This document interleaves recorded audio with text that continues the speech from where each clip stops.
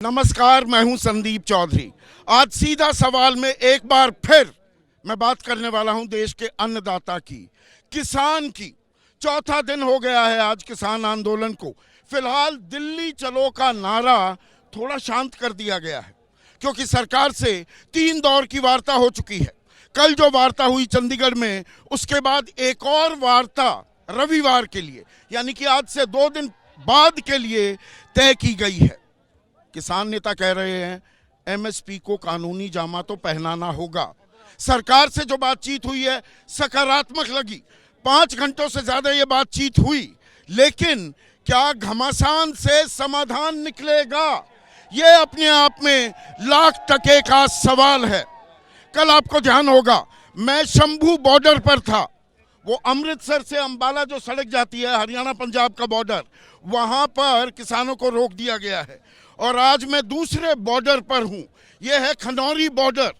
मेरे सामने जो इलाका है वो पंजाब का और ये सड़क जाती है हरियाणा।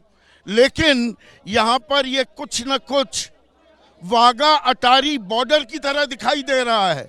यहाँ पर जो लोग हैं वो भी अपने हैं, हमारे किसान भाई हैं। वहाँ जो पुलिस वाले सुरक्षा कर्मी खड़े हैं वो भी अपने भाई हैं। वो प्रशासन के निर्देशों पर काम कर रहे हैं, लेकिन कहीं ना कहीं भरोसे की कमी है। और यहाँ पर हिंसा भी हुई है। यहाँ पर टीयर गैस के गोले छोड़े गए, रबर बुलेट्स चलाई गई हैं। और अभी भी जो हवा है यहाँ पर, वो मेरे नाक के अंदर एक इरिटेशन कर रही है। हवा में वो एसिड अभी भी कहीं ना कहीं फैला हुआ है। लेकिन जो ये केमिकल लोचा हो रहा है, किसानों की मांगे वो जायज हैं या नहीं, सरकार उनसे बात तो कर सकती है। किसान दावा कर रहे हैं कि दरअसल ये हमारी कोई नई मांग नहीं है। सरकार ने हमें भरोसा दिया था, सरकार ने वादा किया, तो वादा किया है तो वादा तो निभाना होगा और इन्हें मांग का रूप ना दिया जाए। अब यहाँ पर हरियाणा से भी लोग आए हुए हैं। आह्वान किया गया है ग्रामीण भारत बंद का और पंजाब के कई जिलों में उसका असर भी देखा जा रहा है। लेकिन यहाँ पर बच्चे भी परीक्षाएं दे रहे हैं और खबर ये मिल रही है कि बहुत सी जगह स्कूल खाली करा दिए गए हैं। तो आम आदमी को, खास हमारी युवा पीढ़ी को, बच्चों को कोई परेशानी नहीं होनी चाहिए। और इसे लेकर किसान संगठन क्या कहेंगे, मैं हर सवाल पूछूंगा। कार्यक्रम का नाम ही सीधा सवाल है। हम किसी सवाल से मुंह नहीं मोड़ते, हम सबको उनकी जिम्मेदारी कहीं ना कहीं तय करते दिखाई देते हैं। आप इतने अभी उत्सुक ना होइए, रुक जाइए। अब यहाँ पर देखिए कहीं ना कहीं किसानों में भी दिक्कत है और वो थोड़े से उत्सुक होने लगते हैं। अब यहाँ पर इस आंदोलन के जो युवा चेहरा है, अभिमन्यु को आइए, थोड़ा पीछे आइए, क्योंकि यहाँ पर किसान बैरिकेड की तरफ जाने लगे और यहाँ कोई हिंसा का माहौल हो जाए, फिर से टीयर गैस यहाँ पर दागे जाने लगे। ऐसी मंशा एबीपी न्यूज़ की कतई नहीं है। हम इस मामले में पूरी जिम्मेदारी से अपनी पत्रकारिता का धर्म निभाने की कोशिश करते हैं। लेकिन ये इतना वक्त क्यों लग रहा है? अब परसों एक और वार्ता होगी, कुछ सकारात्मक होता दिखा कल अभिमन्यु चंडीगढ़ में। देखिए संदीप जी, 12 तारीख की बैठक मुझे आज भी याद है।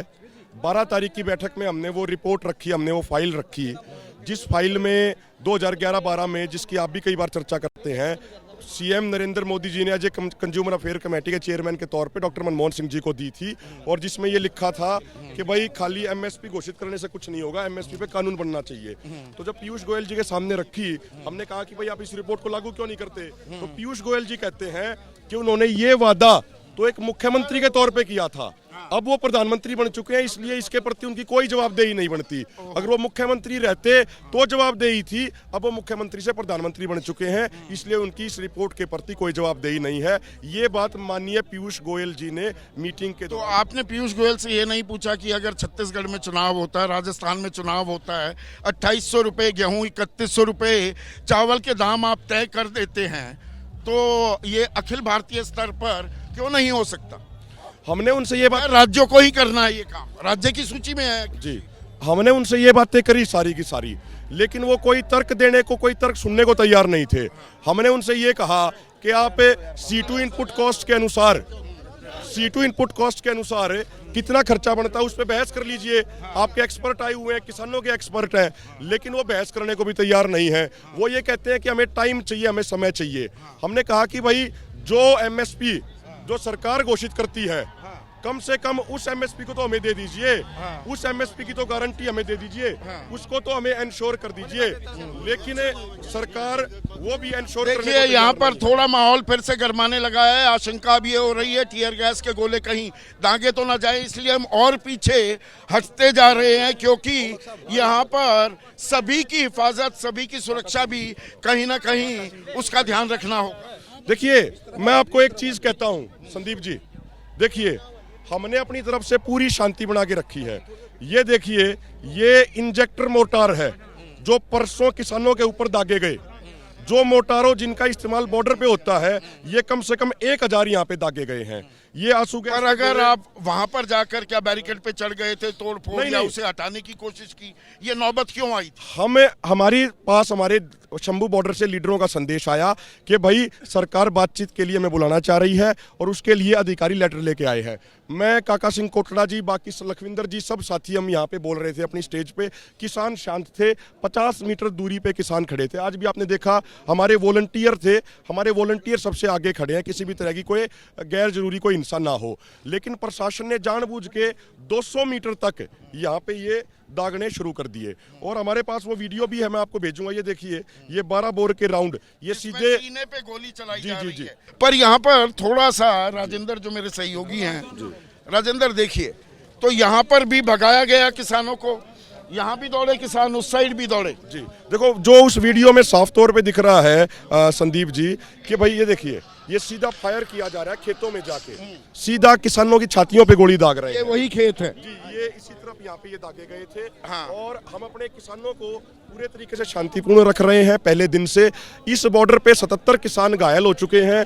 शंभू बॉर्डर के ऊपर 125 किसान घायल हो चुके हैं, जिनको छर्रे लगे हैं, आंसू गैस के गोलों का सामना थोड़ी करना जगह पड़ा है। दीजिएगा, जगह दीजिएगा। हाँ। और संदीप जी, हम कोई अपनी मांग लेके नहीं आ रहे यहाँ पे, हम तो प्रधानमंत्री जी से वो वादे पूरे कराने के लिए आ रहे हैं जो वादे प्रधानमंत्री जी ने अलग अलग समय पे किए थे।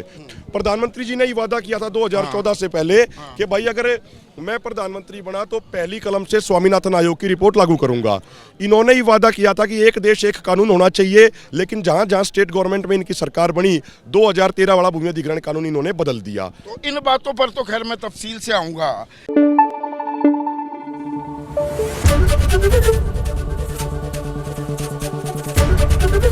ABP न्यूज आपको रखे आगे।